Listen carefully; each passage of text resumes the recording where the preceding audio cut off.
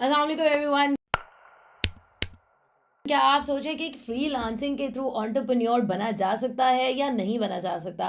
क्या फ्रीलांसिंग सही तरीका है एंटरप्रेन्योरशिप की तरफ मूव करने का? एंटरप्रेन्योरशिप कैसे अचीव की जा सकती है बीइंग अ फ्रीलांसर? तो ये सारी चीज़ें आज की इस वीडियो में हम डिस्कस करेंगे कि अपना बिजनेस, अपना कारोबार और एक एंटरप्रेन्योर क्या होता है, फ्रीलांसिंग से क्या वो डिफरेंट है या सेम है, और अगर थोड़ा सा डिफरेंट है तो किस तरह एक फ्रीलांसर एक एंटरप्रेन्योर बन सकता है।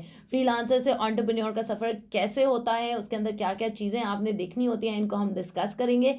इससे पहले कि हम आगे चलें, हमारे यूट्यूब चैनल को सब्सक्राइब करें, लाइक करें, रिंग नोटिफिकेशन का बटन ज़रूर दबाएं और अपने क्वेश्चंस हमसे कमेंट्स में पूछें। और अब तो हम लाइव शो के अंदर अपने कोर्सेज गिव अवे कर रहे हैं। एवरेज प्राइस हमारे कोर्स की 30,000 है और फ्री में आपको मिल रहे हैं। सो आप लाजमी मंडे को 8 to 9 हमारा लाइव शो फेसबुक, यूट्यूब पर, इंस्टाग्राम पर देखें और अपने क्वेश्चंस, अपने कंसर्न्स हमारे साथ शेयर करें। Okay, so coming to the topic के फ्रीलांसिंग आप सोच रहे हैं कि आप एक ऐसी वर्क लाइफ की तरफ आ जाएं। अब तक आप इतना कंटेंट देख चुके हैं, इतनी वीडियोस देख चुके हैं, आपको समझ आ गई कि इसमें आज़ादी है। ये 9 to 5 से हट के है, अपनी मर्जी के प्रोजेक्ट्स करने हैं, अपनी मर्जी के क्लाइंट्स के साथ काम करना है। दुनिया में यूएस की आधी पॉपुलेशन ऑलमोस्ट फ्रीलांसिंग कर रही है। पाकिस्तान के अंदर फ्रीलांसर्स की तादाद रोज़ बरोज़ बढ़ती जा रही है क्योंकि कन्वीनियंट है, इजी है, मर्जी का काम है, मर्जी का टाइम है और आप अपनी मर्जी से कंट्रोल कर सकते हो अपनी कंप्लीट लाइफ।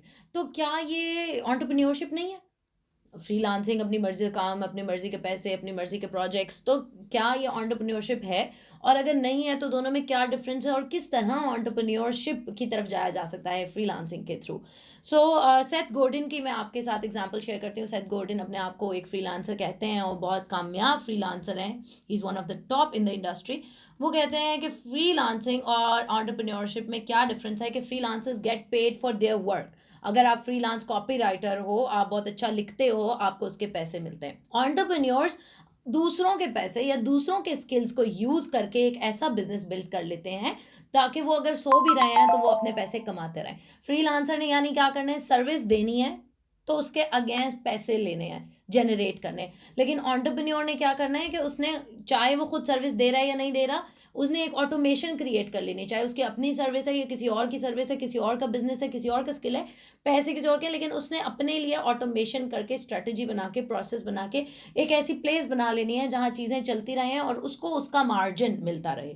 सो फ्रीलांसिंग के अंदर अगर आप खुद से लोन अकेले काम कर रहे हो तो फिर एक लिमिट है, आप कितने ही क्लाइंट्स का काम कर सकते हो, आप कितनी अपनी ग्रोथ कर सकते हो एट अ टाइम, आप कितने प्रोजेक्ट्स कर सकते हो और अपने टाइम का कितना चार्ज कर सकते हो मैक्सिमम। इतना ज़्यादा स्केलेबल नहीं है अगर आप अकेले फ्रीलांसिंग कर रहे हो।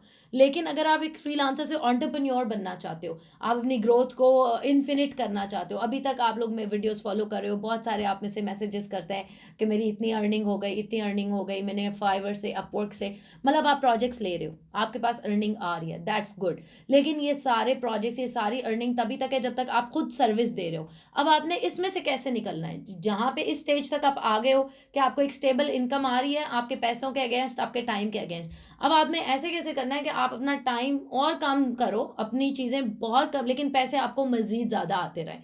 आप अपने टाइम को किस तरह इसमें मैनेज करोगे, इसकी बजाय दूसरे रिसोर्सेज को कैसे इन्वॉल्व करोगे। फॉर एग्जाम्पल, आप खुद राइटिंग करके पहले सर्विसेज, अब आप कहते हो आप दो राइटर्स रख लिया आपने, वो राइटर्स दे रहे हैं, प्रोजेक्ट्स आ रहे हैं, राइटर्स काम कर रहे हैं, पैसे आपको मिल रहे हैं, उनको भी मिल रहे हैं। सो आप अपना मार्जिन बीच में से रख रहे हो और राइटर्स आप बेशक 2 की बजाय 10 कर लो, 20 कर लो, 50 कर लो, आपका मार्जिन इंक्रीज होता रहेगा और आप कुछ भी नहीं कर रहे हो। आपने सिर्फ प्रोसेस बना दिया, ऑटोमेशन कर दिया, क्लाइंट कहाँ से आना है, प्रोजेक्ट कहाँ से आना है, बिड कैसे होना है, ये सारी चीज़ें आपको समझ आ गई हैं। अब आपने इनको डेलीगेट कर दिया आगे और अब आप सिर्फ पीछे बैठ के आराम से अपने पैसे इंजॉय करो। सो इसके अंदर अगर आप ऑलरेडी स्टेज पे आ गए हो कि आप एज अ फ्रीलांसर अच्छा काम कर रहे हो, आपके अच्छी इनकम चल रही है फ्रीलांसिंग की, आपको समझ आ गई है, तो अब आपने एंटरप्रेन्योरशिप की तरफ कैसे जाना है। ठीक है, वीडियो का टाइटल है इस freelancing the right way towards entrepreneurship. to become an entrepreneur or whatever. So right way wrong way कुछ भी, it's not the only way कि सिर्फ ये entrepreneur बनने का freelancing अकेला तरीका नहीं है. entrepreneur आप किसी भी प्रोडक्ट या सर्विस को सेल करके या किसी भी आइडिया को डेवलप करके उसको फंड करके बन सकते हो, लेकिन freelancing is one of the ways that you can become an entrepreneur. So entrepreneur आप कपड़े की दुकान से, जूते की दुकान से, सर्विस की दुकान से, किसी भी चीज़ से बन सकते हो, और ट्रेड से बन सकते हो, किसी भी चीज़ से बन सकते हो, लेकिन फ्रीलांसिंग भी एक तरीका है जिससे आप एंटरप्रेन्योर बन सकते हो. सो फ्रीलांसिंग जॉब का अल्टरनेटिव नहीं है, ये बात मैं हमेशा से आप लोगों को समझा रही हूँ. फ्रीलांसिंग एक बिजनेस है. अब आपने उसे एज अ बिजनेस किस तरह लेके चलना है, जॉब माइंडसेट से किस तरह बाहर निकलना है, ये चीज़ें हम डिस्कस करेंगे. नंबर 1 तो ये कि एक ग्रोथ का माइंडसेट आपने डेवलप करना है. आप एज अ फ्रीलांसर काम कर रहे हो तो ये नहीं कि आपने वही 40 आवर्स अ वीक पहले किसी बॉस को दे रहे थे, अब वो 40 आवर्स अ वीक आप फ्रीलांसिंग के प्रोजेक्ट्स को दे रहे हो, और पहले आप 50,000 कमा रहे थे, अब आप 1.5 लाख कमा रहे थे. इनकम तो आपकी इंक्रीज हो गई है, लेकिन आपका कमिटमेंट वही है, आपने टाइम उतना ही देना है. आप फिर भी at the end of the day stuck हो, आप फ्री नहीं हो ट्रू मीनिंग्स में, जिसको हम फ्री कह रहे हैं. सो अब आपने ग्रोथ माइंडसेट डेवलप करना है. जो एटीट्यूड हम अपनी डेली की ज़िंदगी, स्टैनफोर्ड की यूनिवर्सिटी ने रिसर्च किया, उन्होंने बताया कि जो भी एटीट्यूड, जो भी रवैया हम अपनी रोज़मर्रा की ज़िंदगी में डेवलप करते हैं towards success, towards failure, towards commitment, वही हमारी ओवरऑल लाइफ को शेप कर रहा होता है. ठीक है. सो जिन लोगों ने एक ग्रोथ माइंडसेट अडॉप्ट करना है, उन्होंने ये देखना है कि मैंने फेलियर से भी लव करना है, मैंने मिस्टेक्स को भी ओन करना है, मैंने उनको एक्सेप्ट करना है. आप फ्रीलांसर हो, आप अपना सर्विस किसी को, अपना टाइम किसी को पैसों के एवज दे रहे हो. ठीक है. लेकिन अगर आप एक एंटरप्रेन्योर हो तो आपने क्या करना है अब, कि आप अपना टाइम उतने ही पैसों के एवज नहीं दे रहे, बल्कि जो टाइम आपने देना है, जो कॉपी राइटिंग आपने करनी है, या जो बिडिंग आपने, प्रोफाइल तो आपका बना हुआ है, जो बिडिंग आपने करनी है, जो कॉपी राइटिंग या जो डिज़ाइन या जो डेवलपमेंट आपने करनी है, उसके लिए आप एक और रिसोर्स बीच में ले आओ. ठीक है. अब वो रिसोर्स बिडिंग आपने किसी और को डेलीगेट कर दी कि यार ये तरीका है प्रपोजल लिखने का, ये 4 चीज़ें हैं, ये मेरा पोर्टफोलियो है, इस तरह इंक्लूड करना है. आपने उसके लिए एक बंदा बीच में ऑन बोर्ड कर लिया, एक बंदा सर्विस के लिए ऑन बोर्ड कर लिया. उनके, उन दोनों के पैसे और उन दोनों के प्रोजेक्ट्स, अब आप बेशक 50 प्रोजेक्ट्स ले रहे हो, वो दोनों आपस में मैनेज कर रहे हैं, एक बिडिंग कर रहा है, एक प्रोजेक्ट एग्जीक्यूट कर रहा है, और आप सिर्फ मार्जिन अपने पास रख रहे हो. सो एज एन एंटरप्रेन्योर आपके लिए ज़रूरी है कि आप एक सिस्टम बना लो. अभी मैंने आपको बताया, एक बंदा आपने रख लिया, दूसरा बंदा रख लिया. जब हमने स्टार्ट किया इसमें, आई थिंक मेरी स्टोरी हाईली हमारी रिलेटेबल है कि मैंने खुद आज से 8 साल पहले एज अ फ्रीलांसर स्टार्ट किया था. $3 की जॉब से स्टार्ट किया, 18 घंटे राइटिंग की, बैठ के काम किया. अगर मैं यही करती रहती फॉर एवर तो मैं आज भी 18 घंटे आर्टिकल्स ही लिख रही होती, चाहे मुझसे लाखों कमा रही थी या जो भी कमा रही थी. लेकिन क्या किया हमने कि हमने एक डिज़ाइनर ऐड किया डिज़ाइन के प्रोजेक्ट्स के लिए, एक वर्डप्रेस का बंदा ऐड किया वेबसाइट्स के लिए. आहिस्ता आहिस्ता फ्रंट एंड की, बैक एंड की, एक एक करके, दो करके टीम ऐड करते रहे. टूल्स बीच में ले आए, प्रोजेक्ट मैनेजमेंट के टूल्स आ गए, टास्क असाइन करने के टूल्स आ गए, CRM इस्तेमाल कर लिया, CMS इस्तेमाल. सो एज एन एंटरप्रेन्योर आपका ज़्यादा फोकस सिस्टम की तरफ होता है, प्रोसेस की तरफ होता है, स्ट्रेटजी की तरफ होता है, कि मैं किस तरह एक ऐसा सिस्टम क्रिएट कर लूँ कि जिसके अंदर ये सारा काम होता रहे, कोई और करता रहे, मेरी इनकम जनरेट होती रहे. अब जैसे हमने किया कि 7 साल में हमने पहले 3 साल खुद मैं फ्रीलांसिंग करती रही, 1.5 साल अकेले टोटली मैंने की, उसके बाद 1-2 बंदे ऐड किए, और साथ साथ खुद मैं भी करती रही, साथ साथ उन 2 बंदों के भी प्रोजेक्ट्स आते रहे. 3 बंदे हो गए, 4 हो गए, 5 हो गए. फिर आहिस्ता आहिस्ता मैंने करना कम्प्लीटली छोड़ दिया. अब मैं तो सिर्फ वीडियोज़ बना रही हूँ वो दान काश के लिए, क्योंकि वो आप लोगों को हेल्प चाहिए और ये मेरा पैशन है, और हम इसको मिल के कर रहे हैं कि हम लोगों की बेहतरी कर सकें. लेकिन मेरा काम तो ऐसा सच कोई नहीं है. हमने प्रोसेसेस बना दिए हैं, स्ट्रेटजी बना, क्लाइंट किस तरह ऑन बोर्ड होगा, स्कोप ऑफ वर्क क्या है, प्रपोजल में क्या चीज़ें इंक्लूड होनी चाहिए, अपसेल कैसे करना है, क्रॉस सेल करने कैसे करना है, कौन कौन सी हमारी सर्विसेज हैं, किन किन क्लाइंट्स को दी जा सकती हैं, ईमेल्स की कैंपेन. सो हमने प्रोसेसेस बना लिए, हमने सिस्टम बना लिया. अब हम बाउंड नहीं है किसी को अपना टाइम या अपनी सर्विस देने के. ठीक है. सो एज अ फ्रीलांसर आपने भी लॉन्ग टर्म ग्रोथ देखनी होती है कि लॉन्ग टर्म में आप कहाँ खड़े. एंटरप्रेन्योरशिप एक स्प्रिंट नहीं है कि बहुत मेहनत कर ली, बहुत हार्डवर्क कर लिया, भागे भागा भागा भागा और जीत गए. एंटरप्रेन्योरशिप एक मैराथन है कि आपने थोड़ा थोड़ा काम किया, स्ट्रेटजी लाए, प्रोसेसेस लाए, ऑटोमेशन के टूल्स लाए, कि पोस्टिंग करनी है, अच्छा बफर के पोस्टिंग का टूल इस्तेमाल कर लिया तो मेरे 8 घंटे इसमें से सेव होके फॉर एग्जांपल 30 मिनट्स का काम रह गया है, सो 30 मिनट्स का बफर का टूल अगर मुझे टाइम सेव कर रहा है तो मुझे उसको पेड लेने में भी कोई इशू नहीं होना चाहिए। इसी तरह आपने देखना है कि आपके एग्जिस्टिंग क्या क्या चीज़ें हैं, कौन से ऐसे प्रोसेसेस हैं जो आप डेली करते हो। क्लाइंट से बिड करनी है, प्रपोजल भेजना है, क्वेश्चनेयर भेजना है, स्कोप ऑफ वर्क है, कौन सी ऐसी चीज़ें हैं जो उनमें से सिस्टम के थ्रू की जा सकती हैं कि एक सीआरएम डेवलप कर लिए, जब भी कोई नया क्लाइंट आएगा उसे ये 4 चीज़ें जानी ही जानी है, उसे ये 5 चीज़ें मांगनी ही मांगनी है। तो एक सिस्टम डेवलप कर लिया, सिस्टम ये सारा काम करे, आपका जो उसके अंदर एफर्ट और टाइम है वो सेव हो जाए ताकि आप उसको कहीं और इन्वेस्ट कर सको किसी मोर प्रोडक्टिव एक्टिविटी में। फिर नंबर 2 चीज़ आपने करनी है कि you have to be a master juggler. As a freelancer आपकी प्रायोरिटीज़ आपको पता है कि मेरे प्रोजेक्ट्स मेरी प्रायोरिटी है, मेरे क्लाइंट्स मेरी प्रायोरिटी और मेरी डेडलाइंस मैंने मीट करनी है, ये 3 मेरी प्रायोरिटीज़ हैं। लेकिन जब आप फ्रीलांसर से एंटरप्रेन्योर बनते हो तो फिर बहुत सारी और पंडोरा बॉक्स ऑफ प्रायोरिटीज़ आपके सामने आ जाती हैं, ठीक है। उसके अंदर आप अकाउंटेंट भी हो, कैसे कितने पैसे आ रहे हैं, कहाँ जा रहे हैं, कितना प्रॉफिट है, कितना लॉस है, ये भी देखना है। मार्केटर भी हो कि अपनी सर्विसेज को लोगों तक पहुंचाना कैसे, सोशल के थ्रू, फ्रीलांसिंग प्लेटफॉर्म्स के थ्रू, ईमेल के थ्रू, तो मार्केटिंग भी आपने करनी है। फिर उसके साथ ग्राफिक डिज़ाइनर भी आप हो कि जो कंटेंट क्रिएट हो रहा है उसको डिज़ाइन कैसे करना है, थंबनेल्स कैसे बनाने हैं, सोशल मीडिया पे कैसे शेयर होना है। आप राइटर भी खुद हो कि आपने अपने ब्लॉग्स भी लिखने हैं, आपने कैप्शंस भी लिखने हैं, आपने डिस्क्रिप्शंस भी क्रिएट करने हैं, वीडियो एडिटर भी हो, और बहुत सारी चीज़ें बीच में आ जाती हैं। फिर एंटरप्रेन्योरशिप के अंदर एक जो मोस्ट इंपॉर्टेंट चीज़ है वो ये है कि आपने रूथलेसली अपनी प्रायोरिटीज़ को एडजस्ट करना है। आपके लिए हर चीज़ प्रायोरिटी नहीं हो सकती। अब मार्केटिंग भी करनी है, राइटिंग भी करनी है, डिज़ाइन भी करना है, डेवलपमेंट भी। अब इसमें से टॉप प्रायोरिटी क्या है, इसमें से कौन सा ऐसा काम है जो सिर्फ मैं कर सकती हूँ और कोई नहीं कर सकता, वो मैं करूँ। बाकी इसमें से कौन कौन से ऐसे काम है जो किसी और को दिए जा सकते हैं, जो कोई टूल कर सकता है, जो कोई बंदा कर सकता है, जो कोई रिसोर्स बहुत कम पैसों में कर सकता है। कौन सा ऐसा रिसोर्स है जो 2 काम भी कर सकता है, 3 भी कर सकता है। सो जो भी आपके पास अवेलेबल रिसोर्सेज, टूल्स, चीज़ें मौजूद हैं, उनको आपने बेस्ट वे में प्रायोरिटाइज कैसे करना है कि आपका टाइम, आपकी एनर्जी, आपका माइंड, आपका एफर्ट सिर्फ उस चीज़ पे लग रहा है जो आपके बिजनेस को मज़ीद ग्रो करेगी और उसके अंदर मज़ीद इनकम लेकर आएगी, और उसके अलावा बाकी चीज़ें आप बाकी लोगों में डिस्ट्रीब्यूट कर रहे हो। क्योंकि इट्स लिटरली इम्पॉसिबल कि हर एस्पेक्ट ऑफ बिजनेस के ऊपर एक ही बंदा फोकस कर रहा हो। आपको एज एन एंटरप्रेन्योरशिप टीम बनाना, एग्जिस्टिंग जो भी चीज़, ये नहीं मैं कह रही आप मार्केट से महंगे महंगे रिसोर्सेज ला के बिठा लें और बाद में उन्हें पे ही ना कर सकते हो। एग्जिस्टिंग जो भी आपके पास टूल्स हैं, स्किल्स हैं, नॉलेज बेस है, और जो भी टीम है जैसी भी है, जब हमने स्टार्ट किया आप सोच भी नहीं सकते कि क्या टीम थी हमारे पास और किस तरह हम उन्हें लेकर चले हैं और कैसे यहाँ तक पहुंचे हैं। ये नहीं कि आप बड़े बड़े रिसोर्सेज लाएं, एग्जिस्टिंग रिसोर्सेज को आपने किस तरह ट्रेन करना है, पॉलिश करना है, उनको क्या क्या चीज़ें देनी है कि वो आपके डेलीगेशन में, आपके प्रोसेसेस में मज़ीद एफिशिएंसी ला सकते हो, ठीक है। सो जो सक्सेसफुल एंटरप्रेन्योर्स होते हैं वो क्या करते हैं कि वो एक अपना रूथलेस प्रायोरिटाइजेशन का क्राइटेरिया बना लेते हैं। फॉर एग्जांपल ग्रैंड कार्डोन की बुक है 10x रूल, शायद आप लोगों ने पढ़ी हो, पढ़े अगर नहीं पढ़ी तो उसके अंदर उसने बड़े मज़े की ये बात शेयर की हुई है कि आप अपने बिजनेस के अंदर देखें, अच्छा ये 10 चीज़ें हैं जो होने वाली हैं, इन 10 चीज़ों में से कौन सी ऐसी चीज़ें हैं जिनके ऊपर टाइम लगाने से मेरा बिजनेस 10 गुना बढ़ेगा। सिर्फ उन्हीं चीज़ों को अपना टाइम दें जिनके ऊपर टाइम लगाने से आपका बिजनेस 10 गुना बढ़ेगा। अगर कोई चीज़ ऐसी है जिससे आपका बिजनेस 10 गुना नहीं इंक्रीज हो रहा, 10x रूल उस पर नहीं, तो फिर आप उस पर अपना टाइम वेस्ट मत करें। आपने देखना है कि कौन सा, मतलब अगर आपके पास एज अ फ्रीलांसर 10 प्रोजेक्ट्स हैं, 5 प्रोजेक्ट्स हैं, ऑप्शंस हैं, आप कौन सा चूज करो।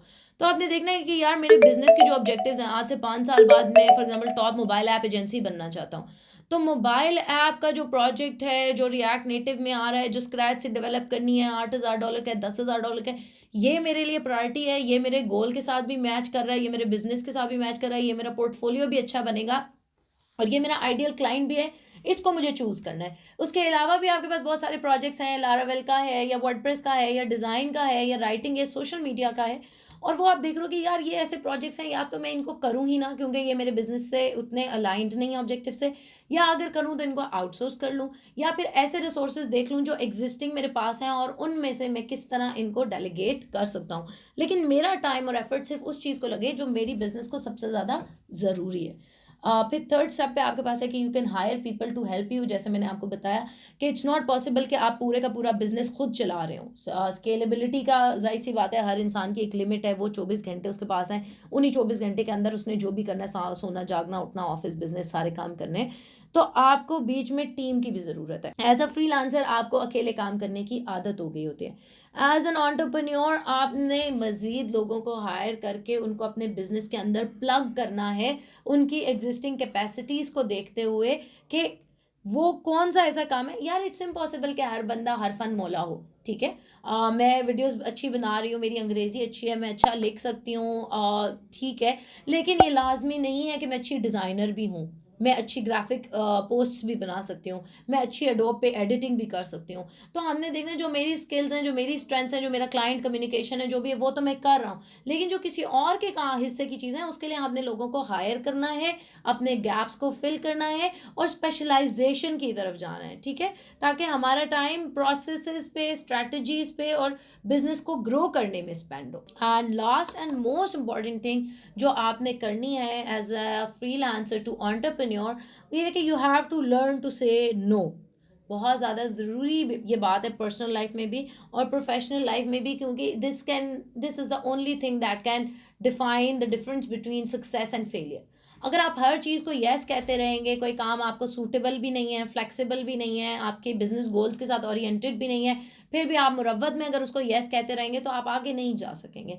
यू हैव टू सी कि कौन सी अपॉर्चुनिटी है जो मेरे लिए वेल सूटेड है, इसको मैंने यस करना है। कौन सी अपॉर्चुनिटी जो मेरे बिजनेस को नुकसान पहुंचाएगी या स्लो करेगी या इतनी अच्छी प्रोडक्टिव नहीं है, तो उसको आपने नो करना है। कुछ अरसे में आपको लगेगा कि ये मुश्किल है, शुरू शुरू में नो करना इंसान को अगर आदत ना हो तो मुश्किल लगता है, लेकिन आहिस्ता आहिस्ता आप जब उसके रिजल्ट्स देखोगे, जब आपको समझ आएगी कि इन फैसलों से मुझे कितना बेहतर, सिर्फ एक मेरी दादू कहती थी एक नाते सो सुख, तो एक जो ना है उसकी वजह से आपको कितना फ़ायदा हो गया है, जब आपको समझ आएगी तो फिर आपको पता चलेगा कि आपने अपनी प्रायोरिटीज़ कौन सी रखनी है, किन चीज़ों को यस करना है और किन चीज़ों को नो करना है, ठीक है। वॉरेन बुफे ने कहा था कि जो रियली सक्सेसफुल पीपल होते हैं वो ऑलमोस्ट हर चीज़ को ना बोल देते हैं। सो ये बहुत इंपॉर्टेंट है कि आपने अपनी एनर्जी और अपने माइंड की जो एक्टिविटी है वो उस चीज़ के लिए प्रिजर्व करनी है जो मोस्ट क्रूशल है और जो एक्चुअली में आपके बिजनेस को आगे लेकर जाएगी। सही है। सो ऐसी चीज़ें जो आपके बिजनेस की नंबर वन प्रायोरिटी नहीं है, उनको आपने किस, चाहे वो रिसोर्सेज की तरफ से आ रही हैं, क्लाइंट्स की तरफ से आ रही हैं, एम्प्लॉयज़ की तरफ से आ रही हैं, आपने किस तरह एक पोलाइट एंड नाइस वे में उस सिचुएशन को टैकल भी करना है और अपने आप के लिए बेस्ट सिचुएशन क्रिएट करनी है। ये सबसे ज़्यादा क्रिटिकल है। उसके लिए आपको अपना थोड़ा सा क्लाइंट के और पर्सनल्स का लाइक पीपल स्किल्स आपको डेवलप करने पड़ेंगे, चाहे वो क्लाइंट एंड पे कम्युनिकेशन है, चाहे वो रिसोर्स एंड पे कम्युनिकेशन है। दोनों के अंदर आपको एक स्ट्रॉन्गर फुट पे, एक डोमिनेंट प्लेस पे आना पड़ेगा ताकि आप अपने फैसले खुद ले सकते हो। अगर क्लाइंट होते हैं समटाइम्स पुशी होता है, आपको $500 का आप उसके साथ प्रोजेक्ट कर रहे हो और उसके अंदर उसने आपसे $1000 की सर्विस ले ली है, क्या क्या ये भी कर दो, ये भी कर दो, अच्छा ये कर, और आप बस यस यस यस कर ही जा रहे हैं, तो आप नुकसान में, आपको $500 प्रॉफिट की बजाय $500 का लॉस हो रहा है। तो आपने देखना है कि मैंने कब किसको ना कहना है, किस हद तक किसी को अकोमोडेट करना है। अगर मैं किसी को सपोर्ट दे रहा हूँ तो उसको भी मैं चार्ज करूँ, अगर मैं किसी को एडिशनल सर्विस दे रहा हूँ तो उसके अलहदा से फंडिंग हो। इसी तरह रिसोर्सेज के एंड पे भी किसको इंसेंटिव देना है, किसकी इंक्रीज। कभी भी एक सक्सेसफुल कारोबार जो बंदा करता है, व्यापारी हम कह लें, पुराने ज़माने से अगर हम उसको अंडरस्टैंड करें एक ईजी एनालॉजी में, तो व्यापारी क्या करता है, वो देखता है यार कि ये मैंने बंदा रखा हुआ है, ये मैंने बाइक रखी हुई है, ये मैंने फलां चीज़ रखी हुई है, इससे मेरी कॉस्ट इस पे कितनी आ रही है और मुझे कितनी इनकम हो रही है। अगर मेरी इनकम मेरी कॉस्ट से ज़्यादा है तो ये मेरे लिए यस है, अगर नहीं है तो ये मेरे लिए नो है। बिजनेस तो सिंपल प्लस एंड माइनस की गेम है। फ्रीलांसिंग में आपने अपनी रिप्यूट देखनी है, अपना कैरियर देखना है, उसके लिए आप कॉम्प्रोमाइज़ भी कर रहे हो। बिजनेस के अंदर कोई इमोशंस नहीं है, कोई सेक्रीफाइसेस और कॉम्प्रोमाइज़ नहीं है। सिंपली अगर कोई रिसोर्स आपको 45 जनरेट करके दे रहा है तो आप उसको 25 दे रहे हो, कोई आपको 1.5 लाख जनरेट करके दे रहा है तो आप उसे 50 दे रहे हो, 35 दे रहे हो, जो भी दे रहे हो। अगर कोई आपको जनरेट, फॉर एग्जाम्पल कोई बंदा आपको 45 जनरेट करके दे रहा है, आप उसे 50 नहीं दे सकते ना, आपके देने बनते हैं, क्योंकि आप बिजनेस कर रहे हो, खैरात नहीं कर रहे हो यहाँ पे। तो बहुत केयरफुली आपने टीम अपने साथ रखनी भी है और चलानी भी है। इसी तरह कोई प्रोजेक्ट जो क्लाइंट्स के हैं उनको भी बहुत केयरफुली लेना है कि जो प्रोजेक्ट इन कर रहा हूँ उसमें मेरा टाइम, रिसोर्स और एफर्ट कितनी लग रही है और उससे मुझे क्या अर्निंग हो रही है।